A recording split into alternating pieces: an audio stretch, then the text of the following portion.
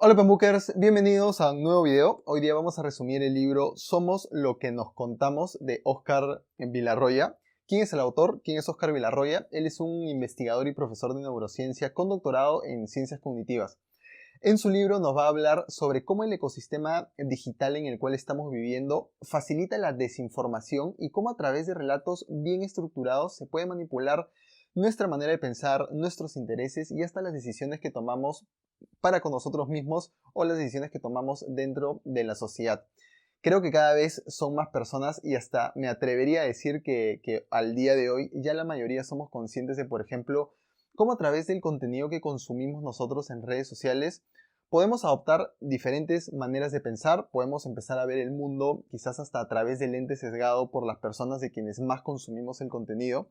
Como diría Harv Eker en su libro Los secretos de la mente millonaria, nuestros pensamientos son los resultados de todo lo que vemos, de todo lo que hemos oído y de todo lo que vivimos en nuestras vidas. Esto justamente crea nuestros propios paradigmas de ver el mundo, nuestras propias maneras de pensar, y esto define la manera como nosotros tomamos las decisiones en el día a día, y estas decisiones a su vez van a definir el rumbo en el cual vamos a llevar nuestra vida. Las redes sociales, por ejemplo, hoy día son tan poderosas que seguramente ya muchos conocen el escándalo de Cambridge Analytica en el año 2018 por haber usado justamente los datos de las personas para segmentar el contenido e influenciar en sus inclinaciones electorales para las elecciones del 2016 en los Estados Unidos.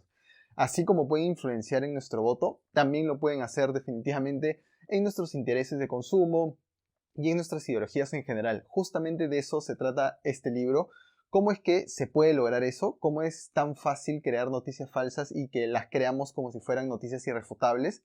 Esto es justamente de lo que el autor habla en el libro. Nos va a llevar desde el principio del lenguaje en nuestra evolución hasta los fake news del siglo XXI para entender el fenómeno completo.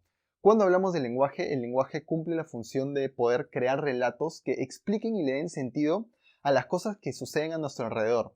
Los relatos creados con el lenguaje no cumplen la función de explicar de manera objetiva lo que está sucediendo, sino más bien de explicar de manera coherente y razonable algún fenómeno para que éste tenga sentido.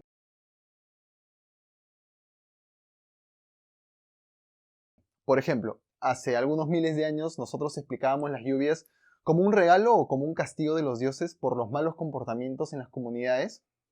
Siempre hemos querido encontrar las causas de las cosas y encerrarlas en un relato que tenga sentido, pero como vemos en el anterior ejemplo, estos relatos no siempre han estado cercanos a la realidad. Hoy día, por ejemplo, un ejemplo ya mucho más cercano, varios conocen el dicho de abríate porque te puedes resfriar.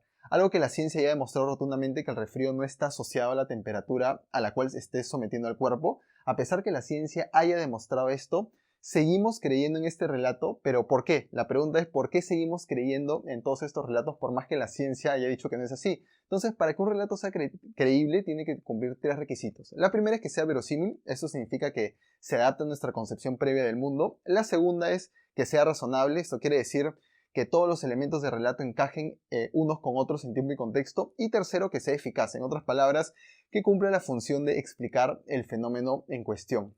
A nivel interno sucede exactamente lo mismo que acabamos de ver con esta vocecita interior que tenemos todos. En un experimento con varios grupos de personas se les hacía elegir entre varios calzados.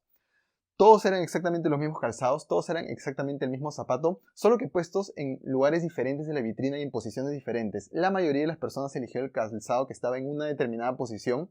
Mejor dicho, la elección quedó determinada por la posición en que se encontraba el calzado en esta vitrina. Curiosamente, cuando se le preguntó a las personas por qué había elegido ese calzado, ojo, que todos los calzados eran exactamente los mismos, estas personas respondieron que lo habían visto más nuevo, que les había parecido más cómodo, que sencillamente eligieron al azar porque justamente todos los calzados eran iguales, entre muchas otras cosas. Nadie pudo explicar la razón real de su elección, que fue la posición en la que se encontraba el calzado. Y esto fue porque el relato que nuestra voz interna crea o creaba solo quiere darle un sentido razonable a la elección que acabas de tomar. Basta con eso para adoptar este relato como cierto, sin importar realmente si esto es totalmente verdadero o no. Nos engañamos básicamente constantemente con nuestra voz interna, ya que nuestro lenguaje y mente consciente no puede ingresar a los procesos inconscientes que suceden en nuestra mente. Solo podemos verbalizar, por decirlo así, los impulsos y sentimientos que afloran de nuestro inconsciente, luego de haber procesado millones de datos de nuestro entorno y de nuestro pasado, de nuestra memoria, sin que nuestra mente racional se dé cuenta.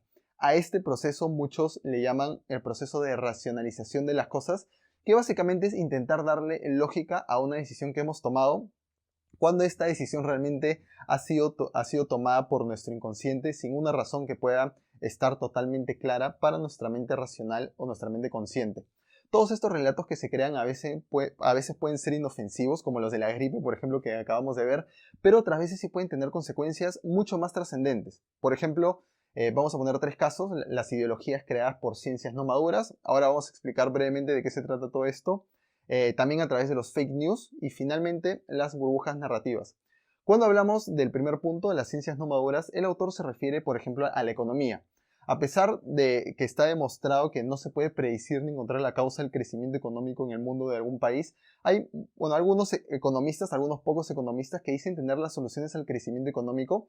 De hecho, entre el año 2010 y el año 2014, el Fondo Monetario Internacional, junto a los mejores intelectuales de la economía, para que predigan el crecimiento económico de cierto sector, y los resultados fueron más que desalentadores para todos los profesionales de la economía, que sencillamente no pudieron predecir ni de cerca lo que había sucedido. ¿Cómo hacemos para evaluar qué tan madura o fiable es una ciencia? Hay 2 indicadores para poder medir esto. El primero es cuántas teorías diferentes aceptadas existen para explicar un mismo fenómeno. Mientras más teorías diferentes hayan para explicar lo mismo, menos madura está la ciencia. Y el segundo indicador es la capacidad de sus profesionales de poder predecir los eventos futuros. Mientras se pueda predecir con mayor exactitud un evento futuro, más madura es esta ciencia.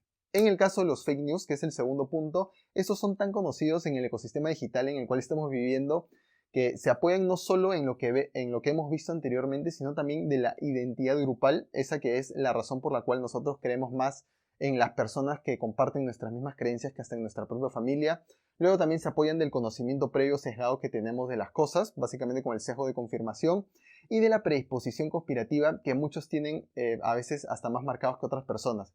Y finalmente, el tercer punto está en las burbujas narrativas, en donde los promotores de estas ideas utilizan ideas, datos o hechos que apelan al interés de sus posibles seguidores y los relacionan también con ideas, datos y hechos que proporcionan el mecanismo causal necesario para sustentar el concepto de interés. Esta causalidad la mayoría de veces no es cierta, pero si la asociación cae en un momento y lugar propio o justo, este sistema puede convertirse en una burbuja narrativa ideológica de bastante éxito. ¿Cómo podemos solucionar y saber cuándo se trata de un relato sin fundamento real, cuándo nos quieren manipular o engañar? El autor aquí es donde básicamente propone 3 soluciones. Primero es tomar conciencia, tener en todo momento presente que estos relatos son solo eso, son relatos que están construidos para dar sentido, más no para explicar de manera objetiva un hecho. El segundo es desarrollar un juicio crítico, haciendo que nuestro pensamiento se base en argumentos más que todo y datos bien formulados que valore distintos puntos de vista, y muy importante también que evalúe las motivaciones y el contexto detrás de la ideología. Y finalmente es observar los sesgos de nuestro narrador interno, tratar de callarlo y comenzar a escuchar nuestros impulsos y sentimientos inconscientes antes de que intervenga nuestra voz, tratándole de dar algún sentido como sea. A veces la mejor decisión que podemos tomar es dejar de escuchar nuestro narrador interno. Esto lo aprendí ya hace algún tiempo cuando leí el libro, por ejemplo, de la inteligencia emocional de Daniel Goleman, que toca este punto. Y son cosas que te sirven no solo para el tema de los relatos que hemos visto hoy día, sino también para desarrollar disciplina, para generar hábitos, para automotivarte, para ser una persona más resiliente, entre muchas otras cosas. Entonces, nada, espero que a ustedes también les sirva de igual manera esta info. Hasta aquí el video de hoy día. Déjenme en los comentarios cuál es su opinión de todo esto. Espero les haya gustado. Ya saben que cualquier libro que estamos desarrollando en estos videos lo pueden encontrar en la librería dabooksgo.com. El link y toda la información se los voy a dejar aquí abajo en la descripción del video. Las entregas son a todo el Perú, son totalmente gratuitas sin importar la cantidad de libros que compren. También, bueno, el hecho que compren sus libros ahí es una bonita manera de apoyar al canal. Además que encontrarán libros más baratos, y conforme vayan acumulando compras tendrán muchos más beneficios. He creado también un código de descuento adicional para toda la comunidad de YouTube, que también se los dejo en la cajita de acá abajo de la descripción del video. Y por supuesto, si has llegado hasta aquí, no te olvides de irte sin haberte suscrito al canal. Es un solo clic, totalmente gratuito. Le tienes que dar clic al botón que está apareciendo por aquí. Y de paso dejas tu like al video, que son dos acciones que me van a ayudar a seguir haciendo mucho más de este tipo de contenido. Y ya si quieres ir un paso más allá, comparte este video con las personas para que se unan a este camino de aprendizaje que estamos teniendo con los libros. Entonces, hasta aquí el video de día. Yo no le alargo más. Ya nos vemos la siguiente semana con un video nuevo. Chao, chao.